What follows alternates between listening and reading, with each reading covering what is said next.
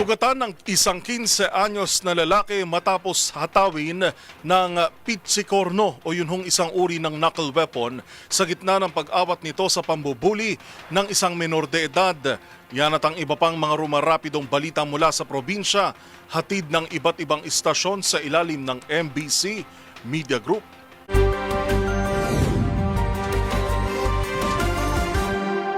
Sugatan ng isang 15 taong gulang na lalaki matapos siyang hampasin ng hinihinalang minor de edad gamit ang isang pitsikorno habang sinisikap nitong awatin ang pamubuli sa isa pang kabataan sa Lanzona Subdivision, Barangay Matina, Playa, Davao City. Nangyari ang insidente dako alas 4 ng hapon, Hulyo 16. Kinilala ang biktima sa alias na Justin, isang estudyante at residente sa Lanzona Subdivision. Batay sa paunang investigasyon, nakita ng biktima ang isang kabataang lalaki na bubuli sa isa pang minor de edad. Dahil dito, nakialam siya upang awatin ang insidente na nauwi sa konfrontasyon. Ayon sa kapulisan, pansamantalang tumakas ang suspek, ngunit bumalik na may dalang pitsikorno, isang bakal na isinusuot sa mga daliri at pinanghampas sa kanang balikat ng biktima bago muling tumakas. Naiwan naman sa lugar ang naturang bagay. Agad na isinugod ang biktima sa Southern Philippines Medical Center kung saan nagtamo ito ng mga gasgas at pasa. Patuloy ang investigasyon ng kapulisan at pag-ipag-ugnayan sa mga opisyal sa barangay upang matukoy at maharap sa kaukulang proseso ang hinihinalang suspect. Para sa MBC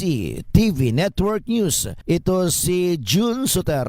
Una sa Pilipinas, una sa Pilipino. Dalawang mga paralan sa lungsod ng Bacolod binulabog ng security threats kung saan sinuspinde ang pasok sa mga estudyante at mga guro at mga empleyado nito.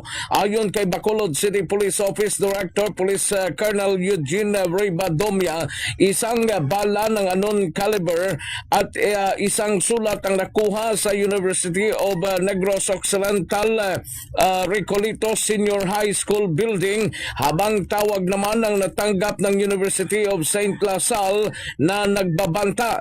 Nagpapalabas din ng statement si Bacolod City Mayor Greg Sartaya, dapat na kaagad na magbigay ng seguridad sa concern na paaralan ang kapulisan at huwag lamang magpanik. Ayon naman sa mga otoridad, walang bomb threats na natanggap ng dalawang mga paaralan. Ipinasiguro ni Ribadumia na city government o sa city government na under control sa ngayon ang buong lungsod. Para sa MBC TV Network News, ito si RH46 Rex Cantong, una sa Pilipinas, una sa Pilipino. Mahigit 1.17 milyong pisong halaga ng shabu na kumpiska ng kapulisan sa isinagawang buy-bust operation sa Barangay 110 Otap, Tacloban City. Arestado sa operasyon ng dalawang high-value individuals na nakilala na sina alias Joseph, 48 anyos, driver residente ng bayan ng MacArthur Leyte, at alias Jess, 30 anyos, residente ng Quezon City. Ayon sa pulisya, umabot sa 173 gramo ng shabu ang nasamsam mula sa mga suspect. Pinangunahan ng operasyon ng Regional Police Drug Enforcement Unit katuwang ang PDEA Regional Office 8, Regional Intelligence Division at Police Station 2 ng Tacloban City Police Office. Ayon kay PRO8 Regional Director Brigadier General Jisung Kapoy, patuloy lang paigtingin ang intelligence-driven at anti-drug operations upang mabuwag ang mga sindikato ng illegal na droga sa Eastern Visayas.